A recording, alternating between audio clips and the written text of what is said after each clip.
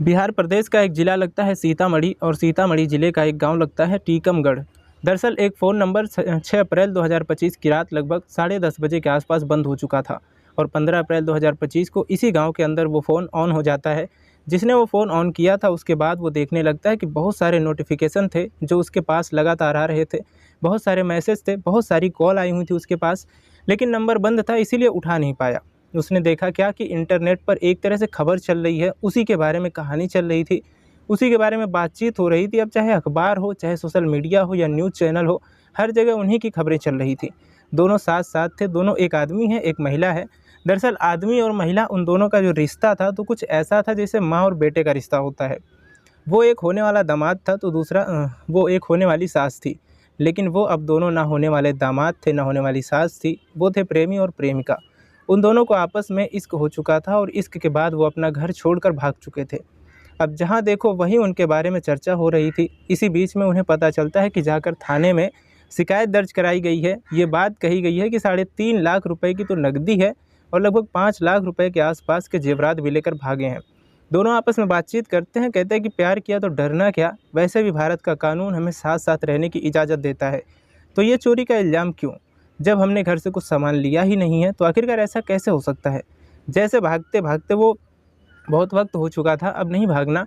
वो सोचते हैं कि वापस चलना है, जाकर मुकाबला करना है। सीधा पहुंच जाते हैं अपने गांव के उस थाने में और थाने में जाकर पूरी कहानी जब बयां करते हैं लोगों के सामने, एक बार फिर से सास और दामाद की कहानी जब आती है तो लोगों को यकीन नहीं हो रहा था कि आखिरकार इस कहानी का अंत ये होगा, इस कहानी की वजह ये हो सकती है।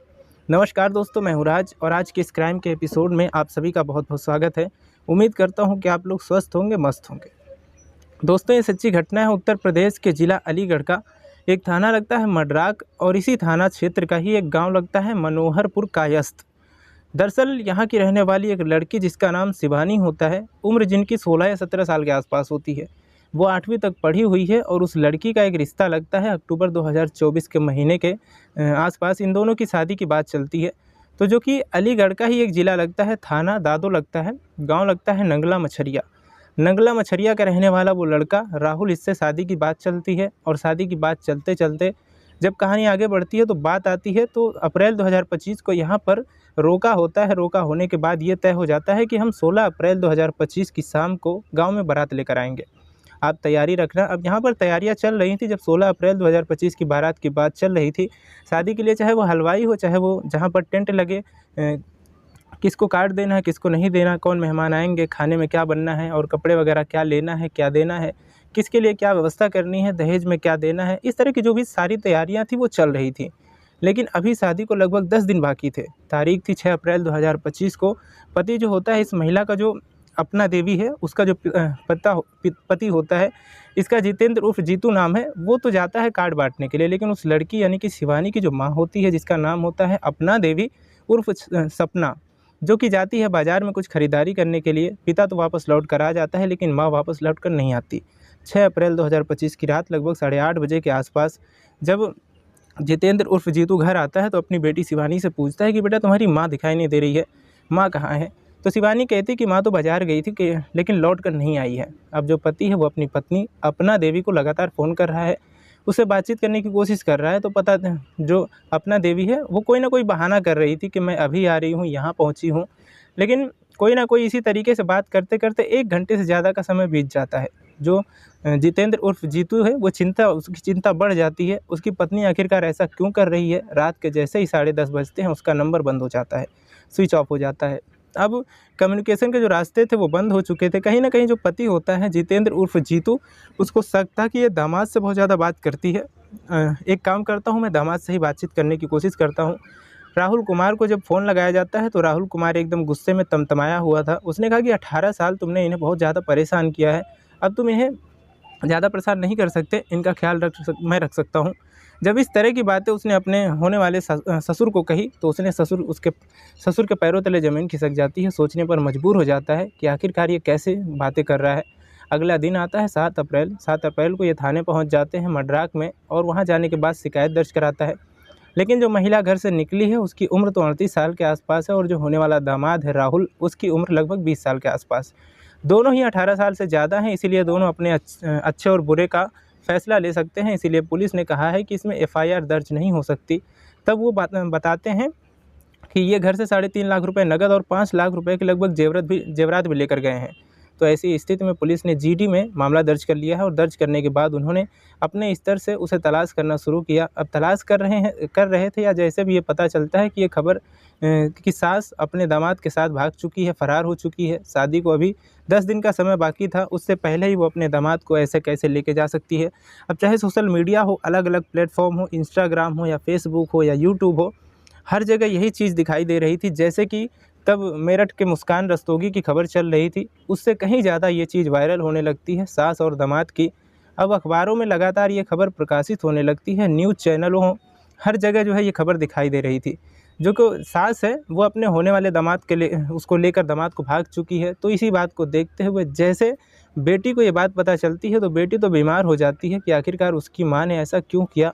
और पति जो होता है वो मीडिया के सामने जाकर एक ही बात कहता है कि एक बार बस उसे बुला दीजिए, अपना देवी को। मैं उससे ये पूछना चाहता हूँ कि आखिरकार तुमने अपनी बेटी के साथ ऐसा क्यों किया? अब मीडिया वालों ने जो राहुल के घर वाले जो थे उनसे जब बातचीत करने की कोशिश की, वहाँ जाकर पूछते हैं तो पता चलता है कि उन्होंने भी अपने बेटी की गुमशुदगी दर्ज कराई थी। और उसके जो राहुल के पिता होते हैं वो कहते हैं कि उनके बेटे पर वशीकरण किया गया है, ताबीज़ किया गया है, उसको अपने कब्जे में करने की कोशिश की गई है। अब ये पुलिस की जांच का विषय बन जाता है। पुलिस तलाश करना शुरू कर देती है। दरअसल 6 अप्रैल को भागे थे, 7 अप्रैल को पुलिस के पास तक शिकायत पहुंच जाती है।